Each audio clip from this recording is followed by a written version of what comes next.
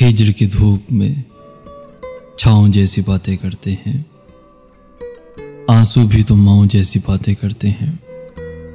रास्ता देखने वाली आंखों के अनहोने ख्वाब प्यास में भी दरियाओं जैसी बातें करते हैं। खुद को बिखरते देखते हैं, कुछ कर नहीं पाते हैं, फिर भी लोग खुदाओं जैसी बातें करते हैं। फिर भी लोग खुदाओं जैसी बातें करते हैं। रंग से खुशबुओं का नाता टूटता जाता है।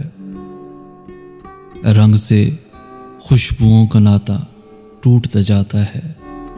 फूल से लोग खिजाओं जैसी बातें करते हैं। हमने चुप रहने का अहद किया है।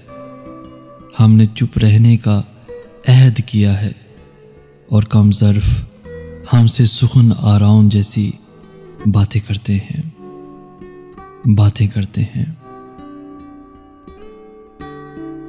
आप अगर किसी को चाहते हैं तो उसे ईमानदारी से हासिल कीजिए।